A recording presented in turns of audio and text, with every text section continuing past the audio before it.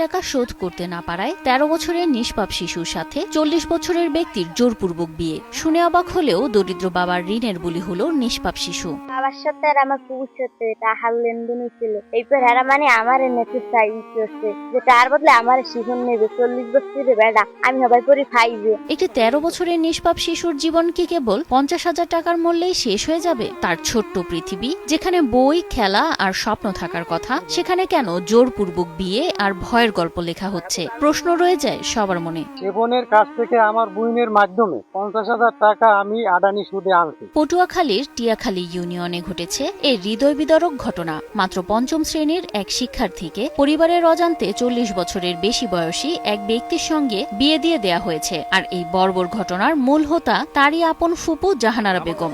১ মাস আগে আমার ফুপু হয়েছিল।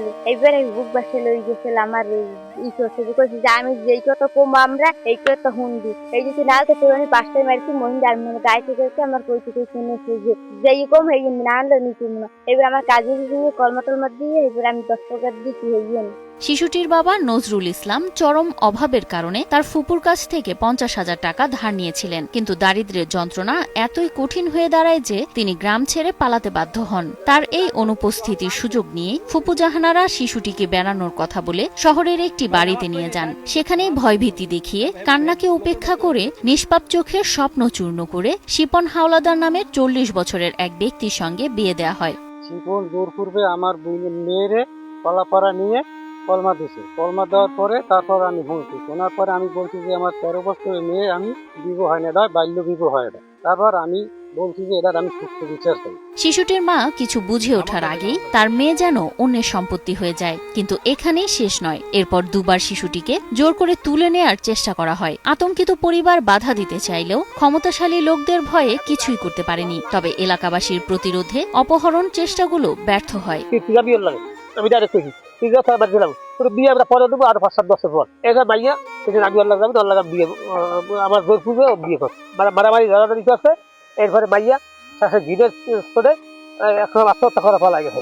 মাইয়ের গাড়ি লইয়েছে, গাড়ি ভরে লই দেবে মাইয়া ইয়া অন্য হে যাই আর একবার পলাই দিয়েছে যে আমি অমনে যাবো না, আমার যদি যেতে চাও তাই আমি আত্মহত্যা করবো।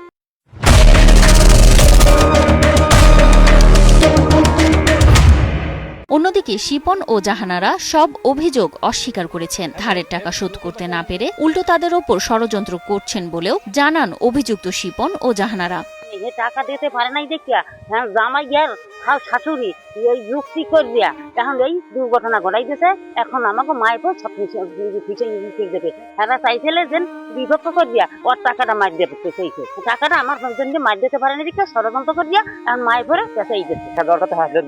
বাড়িতে গেছি, বাড়িতে যে হারে পাইনি না পাওয়া নেই। হ্যাঁ আমি তো একবার টাকা দিয়ে চাপ দিয়েছি, এরা আবার হারে দিয়েছে, এরা আবার ষড়যন্ত্র করে ৩-৪ দিন হয় আমি এই কথা বলেছি। এ ঘটনা শুধু একটি পরিবারের দুঃস্বপ্ন নয়, এটি সমাজের বিবেকের জন্য লজ্জার। একটি ১৩ বছরের মেয়েকে তার ছোট্ট শিশু শৈশব কেড়ে নিয়ে বড়দের নিষ্ঠুরতার শিকার বানানো হয়েছে। এখনো শিশুটি ভয়ে কাঁপছে। এখনো তার মা প্রতিদিন রাতে মেয়েকে বুকে জড়িয়ে কাঁদেন। তাদের জানাই নেই এই নরক যন্ত্রণা থেকে মুক্তির কোনো পথ আদৌ আছে কিনা। ফিলের বাসায় উড়ে ওরে বলে ওই ই করছে বিয়ে দেশে কইছে মা হুজুরাই না আমার কলমা দেশে এ তো বাড়তে কান্দাকাটি বহুত করছে পর কইছে আমার এখানে লইয়ে লও আমি বাড়তে যাবো। আমার কিল্লি ওই বুড়ি বেটার তার বিয়ে দেবে আমি হেল লাগে যাবো না। এইবার কইছে এই তোমরা জোর করে দিছো তাই আমি বিষ খেমু। এলাকাবাসীর প্রতিবাদে আপাতত অপহরণের চেষ্টাগুলো ব্যর্থ হলেও এখনো আতঙ্কে দিন কাটাচ্ছে পুরো পরিবার। দৌড়িয়েছে আমার নাতি জবাই রাইছি অনেক বুঝলাম বলতে আমি বিয়ে জন করছেন যদি মেলা না করে তো আপনার ১৮ বছর বাচ্চা তারপর যখন করবেন না হে মানে না। একটা ৪০ বছরের ছেলে একটা ১২ বছরের মেয়ে, এটা কোনোদিন আমরা মানিয়ে নিতে পারি না, মেনে নিতে পারি না।